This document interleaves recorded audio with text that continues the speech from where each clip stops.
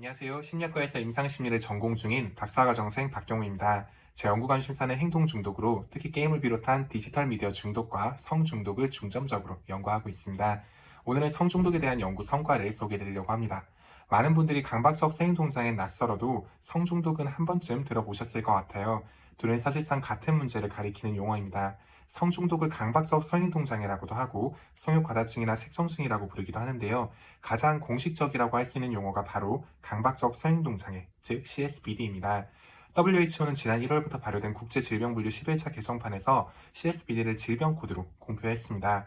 CSBD가 실제로 있는 독립적인 정신건강 문제라는 걸 공식적으로 인정한 건데요. 진단 기준은 성행동을 유발하는 강하고 반복적인 충동이나 욕구가 있고 이걸 계속 통제하지 못하고 그 결과 심한 고통을 겪거나 삶의 중요한 영역에서 제 기능을 못하게 되는데 그게 잠깐이 아니라 6개월 넘게 장시간 이어지는 겁니다. 공식 진단으로 인정된 이유는 이 문제를 가진 사람이 세계적으로 적지 않고 그 피해도 어마무시한 수준이기 때문입니다. 지난 몇 년 사이에 여러 사회적 이슈를 생각해보면 한국도 CSBD 위험이 낮다고 보기 어려울 것 같습니다. 그럼에도 불구하고 CSBD에 대한 관심은 우리 사회와 학계 전반에서 너무나 부족했습니다.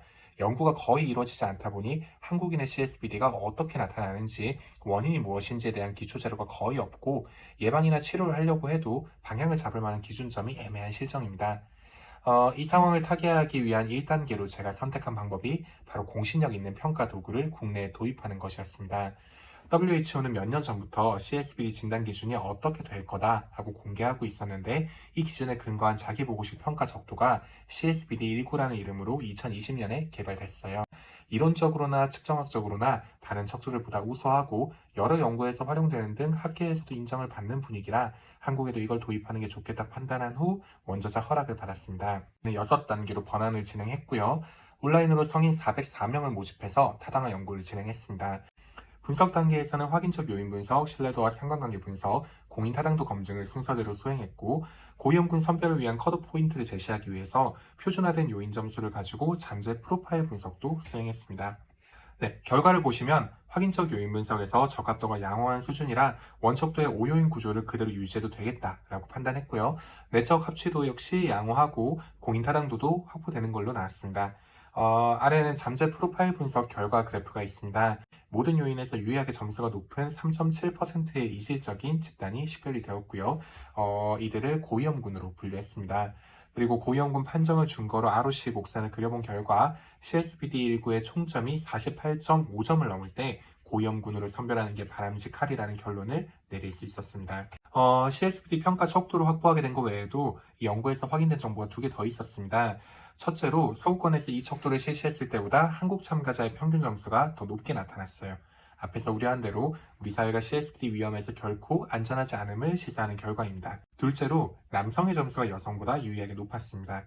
이건 다른 연구에서도 비슷하게 나타나는 결과인데 실제로 남성이 더 취약한 건지 제3의 이유로 여성이 자기 문제를 작게 보고하는 경향이 있는 건지는 연구가 더 필요한 상황입니다. 어쨌든 이렇게 척도가 무사히 도입되었다는 건 후속 연구를 이어나갈 수 있는 초석이 놓인 셈이다 라고 볼 수 있는데요. 실제로 저는 이걸 활용해서 2개의 연구를 추가로 수행하고 논문을 게재했습니다. 첫 번째 연구에서는 코로나가 한창 심했던 2021년 초에 자료를 수집했고요. 코로나로 인해 느끼는 심리적인 고통이 CSBD의 위험을 높인다는 걸 인지하고 이 관계가 부정적 정서 신념과 충동성의 수준에 따라서 변화한다는 걸 밝혔습니다. 두 번째 연구에서는 음란물을 보게 만드는 다양한 심리적 동기를 측정하는 척도, 즉 음란물 사용 동기 척도를 한국어로 번안 및 타당화했고요. 이 과정에서 전반적인 음란물 사용 동기가 높을수록 CSBD 위험도 높다는 걸 확인했습니다. 이외에도 다양한 프로젝트에서 한국어판 CSBD19가 활용되고 있습니다. 제가 관여하고 있는 건 크게 3가지 프로젝트인데요. 사회경제적 요인 및 이와 관련한 심리적 변인들이 CSBD에 미치는 영향을 밝히려는 국내 프로젝트가 하나 있고, 일본 및 영국 연구팀과 함께하는 3개국 공동연구가 현재 계획 단계에 있습니다. 그리고 40개국 이상 연구진이 협력한 인터내셔널 섹스 서베이도 한국 콜라보레이터로 참여를 했는데요. 앞으로도 저는 국내 CSBD 연구 활성화를 목표로 다양한 기초 연구를 이어나갈 예정입니다. 이후에는 CSBD 예방 및 치료 장면에서 활용할 수 있는 임상 도구들을 개발하는 걸 목표하고 있고요. 동시에 학계 밖으로도 관련 정보를 적극적으로 실어나가서 CSBD에 대한 사회적 인식 제고에 기여하기를 희망합니다. 혹시라도 궁금하신 분들은 화면의 링크나 QR코드를 통해서 제 프로필과 연구 정보를 확인하실 수 있습니다. 감사합니다.